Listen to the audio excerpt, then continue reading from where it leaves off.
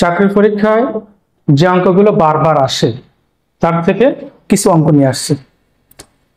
প্রথম বলতেছে কোন পরীক্ষায় 200 জনের মধ্যে 70% বাংলায়, 60% ইংরেজিতে এবং 40% উভয় বিষয়ে পাস করে।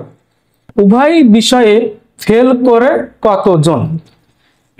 এই অঙ্কগুলো আমরা প্রথম বিষয়গুলো যোগ করে নেব। এখানে বাংলা আছে 70, তাহলে 70 যোগ 60 আছে ইংরেজি, যে কটা বিষয় থাকবে যোগ করে নেব। এর থেকে এই উভয় বিষয়টা বাদ দেব, তাহলে এইটা পাস, এটাও পাস, এটাও পাস। তাহলে আমার পাসের পার্সেন্টেজ বেরোবে 70 আর 60 130 মাইনাস 40 সমান সমান 90% পাস। মোট 100%, তার মধ্যে পাস 90%। আমার শেষে কি ফেল, তাহলে ফেল 100-র ভিতর 90% পাস, তাহলে ফেল কত? ফেল 100-তে 90 বাদ দিলে 10% ফেল। কিন্তু আমার মোট সংখ্যা দিয়ে আছে 200 জন, এই যে 200, তার 10% ফেল, তাহলে গুণ 10/100, 0 0 0 0, 10 দুগুণে এই 20 জন ফেল করেছে।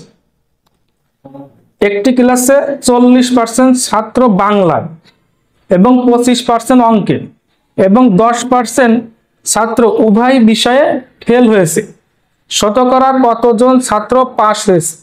আচ্ছা, আমি বলেছিলাম যে বিষয়গুলো যোগ করব। বাংলা আছে 40 যোগ, এর সাথে অঙ্ক আছে 25 যোগ, আর উভয় বিষয়টা বাদ দেব। তাহলে এইটা ফেল, এটা ফেল, এটাও ফেল, তাহলে ফেলের পার্সেন্টেজ বেরোবে 40 আর 25 65 মাইনাস 10 সমান সমান 55%।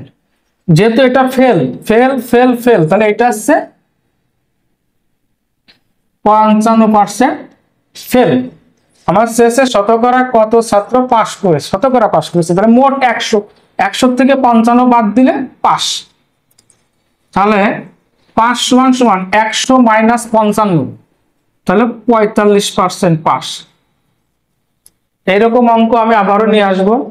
আমার ফেসবুক পেজ ফলো দিয়ে পাশে থাকতে হবে, ইউটিউব চ্যানেল সাবস্ক্রাইব করতে হবে, শেয়ার করতে হবে, কমেন্টস করতে হবে।